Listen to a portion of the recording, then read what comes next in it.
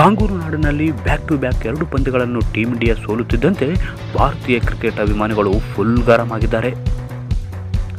ಸರಣಿ ಸೋಲಿಗೆ ಬೇಸತ್ತಿರುವ ಕ್ರೀಡಾ ಪ್ರೇಮಿಗಳು ಕ್ಯಾಪ್ಟನ್ ಕೊಹ್ಲಿ ಹಾಗೂ ಕೋಚ್ ರವಿಶಾಸ್ತ್ರಿಯನ್ನು ಬದಲಿಸಬೇಕು ಎಂದು ಆಗ್ರಹಿಸಿದ್ದಾರೆ. ಅದರಲ್ಲೂ ಕ್ಯಾಪ್ಟನ್ ಕೊಹ್ಲಿ ಹಾಗೂ ಕೋಚ್ ರವಿಶಾಸ್ತ್ರಿ ಕಾಂಬಿನೇಷನ್ನಲ್ಲಿ ಟೀಂ ಇಂಡಿಯಾ ಪ್ರಮುಖ ಟೂರ್ನಿ ಗೆಲ್ಲುವಲ್ಲಿ ವಿಫಲವಾಗಿದೆ. ಹೀಗಾಗಿ ವಿರಾಟ್ರನ್ನು ಟೆಸ್ಟ್ ನಾಯಕತ್ವಕ್ಕೆ ಸೀಮಿತಗೊಳಿಸಿ ಎಂದು ಒತ್ತಾಯಿಸಿದ್ದಾರೆ. ರೋಹಿತ್ ಗಾಯದ ಕುರಿತು ಸ್ಪಷ್ಟ ಉತ್ತರ ನೀಡಿದ ಕೊಹ್ಲಿ ಹಾಗೂ ರವಿಶಾಸ್ತ್ರಿಯನ್ನು ಬದಲಿಸಬೇಕು, ಏಕದಿನ ತಂಡಕ್ಕೆ ರೋಹಿತ್ರನ್ನು ಕ್ಯಾಪ್ಟನ್ ಆಗಿ ಮಾಡಬೇಕೆಂದು ಹಲವು ಅಭಿಮಾನಿಗಳು ಟ್ವಿಟರ್ನಲ್ಲಿ ತರಾಟೆಗೆ ತೆಗೆದುಕೊಂಡಿದ್ದಾರೆ.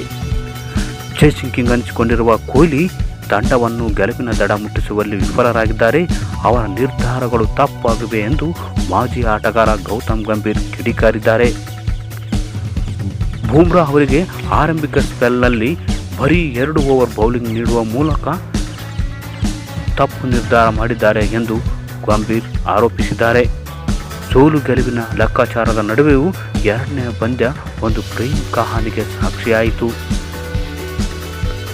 ಭಾರತ ಮೂಲದ ಕ್ರಿಕೆಟ್ ಅಭಿಮಾನಿಯೊಬ್ಬ ಆಸೀಸ್ ಮೂಲದ ತನ್ನ ಗೆಳತಿ ಬಳಿ ಪ್ರೇಮ ನಿವೇದನೆ ಮಾಡಿಕೊಂಡ, ಅದು ಮೈದಾನದಲ್ಲಿಯೇ.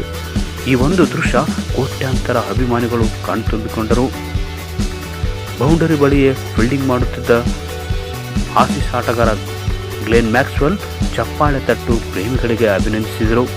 ಒಟ್ನಲ್ಲಿ ಆಸೀಸ್ ಟೀಂ ಇಂಡಿಯಾ ನಡುವೆ ನಡೆದ 2ನೇ ಪಂದ್ಯ ಕುತೂಹಲದ ಪ್ರಸಂಗಕ್ಕೆ ಸಾಕ್ಷಿಯಾಯಿತು.